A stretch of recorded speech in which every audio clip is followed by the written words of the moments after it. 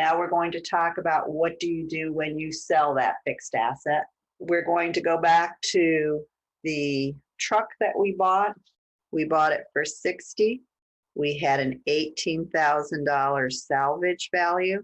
So if you remember from the prior video, we had that magic $42,000 as our depreciable amount. We divide that by 5, gave us $8,400 per year. Got $8,400 per year. Did that in 2021, and I did that in 2022. Right now, I've got $16,800 as my accumulated depreciation.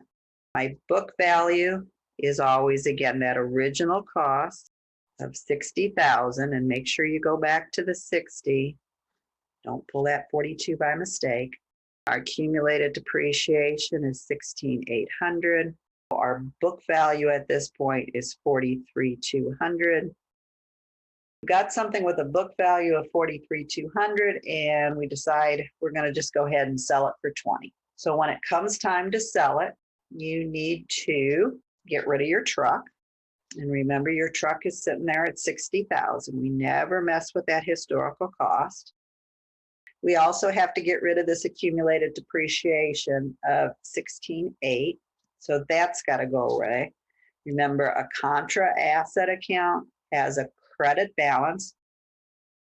To get rid of the accumulated depreciation, we're going to have to debit it. The other thing, if you put the truck in first, accumulated depreciation has to go the other way. We get some cash of $20,000. If we look at that, that doesn't balance. We got $36,800 here, we got $60,000 here, because we sold it for less than the book value. At this point, it's showing at $43,200 on the books. We only got $20,000 for it.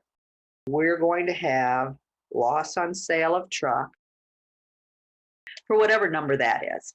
So you can just force it. You can add these up and subtract it, and you'll see that $23,200 is what fits in here. That should make sense because your book value is $43,200. We got the cash that we got was $20,000. So we've lost $23,200. So that's our loss. Let me talk to you a little bit about why this makes sense. We said all we were doing was spreading out the cost of the asset over its useful life. Actual cost of this asset this truck was to be used. Originally, we spent $60,000. But at the very end, when we sell it, we got $20,000. So the actual amount that I ended up spending on that truck was $40,000. Now let's look at what our journal entries show us, according to our books. Remember, when we started the depreciation, everything was an estimate. We made up what we were going to sell it for, how long it was going to last. All of those were educated guesses, but they were guesses. On our books, this $16,800, that's your accumulated depreciation. So that's how much you've expensed every year. So we had $16,800 in depreciation expense.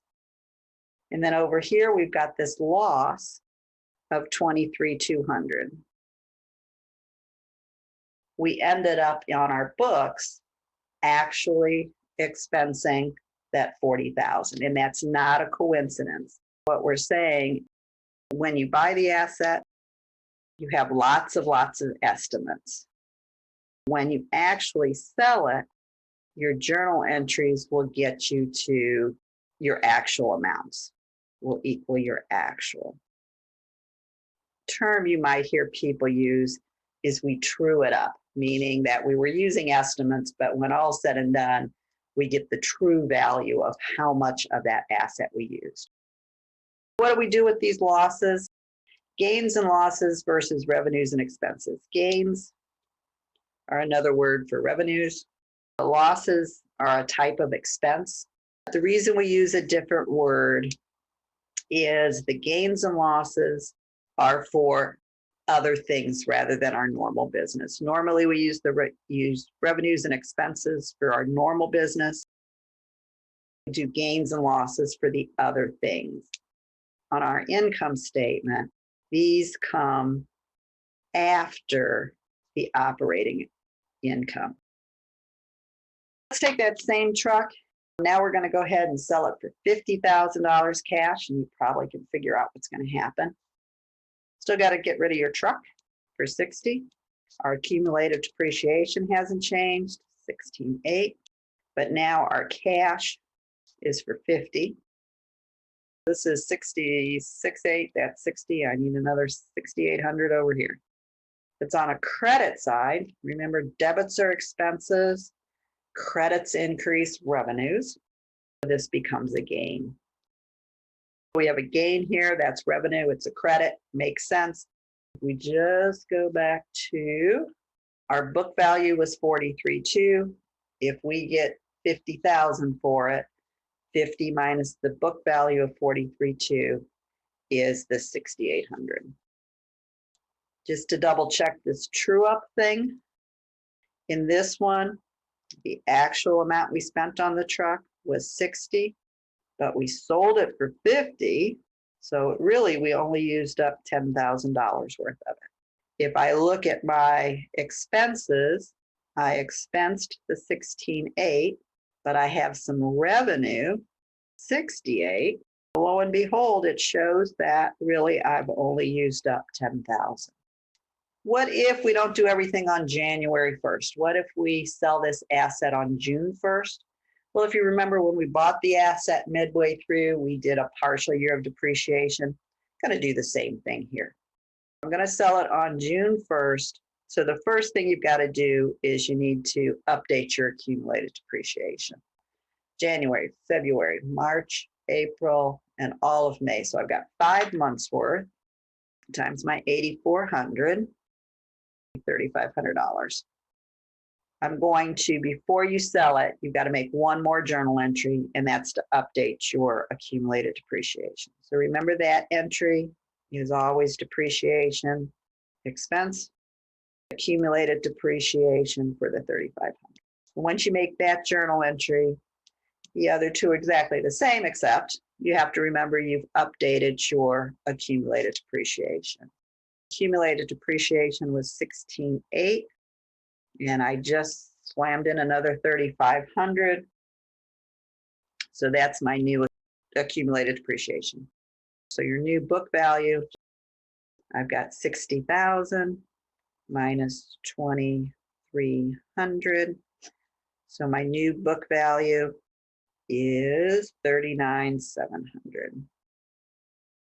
When I sell it for 20, I still have a loss, and you can see your loss will be 19,700. Life is good. Get rid of your truck. Get rid of your accumulated depreciation. Just remember now it's 20,300. Put in your cash, and then look at your journal entry, figure out what this number should be. Then double check. 39,700 minus 20 better equal that. Book value's bigger than the amount of cash you're getting, so that's a loss.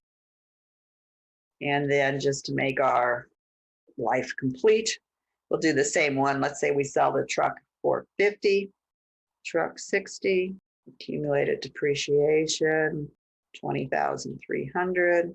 The cash now is 20. Oh no! Cash was supposed to be $50,000. That will miraculously fix itself later in the video. So I got 40,300 here. I've got the other number over here. So this is going to be gain on sale. So if it's a credit, it's a gain. If it's a debit, it's loss. 70,300 versus this gives me 10,300 has to go here. And you can double check it. My book value is this, so 50,000 minus that book value is the 10,300. We're going to do one little other thing in this video. You'll hear the word people saying, do we capitalize something? And what that means in accounting is that means you make it an asset. The other choice would be to expense it. The question is, which things do you say this is a fixed asset?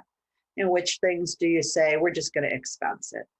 You buy a computer, normally we would capitalize that. Let's say we buy a trash can. It's going to last a long time, but if you're buying a $10 trash can, it's not worth your time to keep track of it. You'll normally just expense it. Then we got things that go right in the middle. You get a new carpet in one office because it's torn. Normally, anytime you repair something, it's just an expense. Let's say we're buying new carpeting as part of a building renovation. Usually that new carpeting will get poured into the building, and so this one we probably capitalize. Then you got this one in the middle. We have a new carpet in the building to make it look nicer. The other one doesn't stink. We just want some new carpet. But we do it for the whole building. You really can do either. Question you should ask is, does it extend the life? The rule is, if the benefit extends the life of the asset past original life. Talking about our truck, you put a new motor in it. That probably does extend the life. If I do an oil change, it just keeps it running.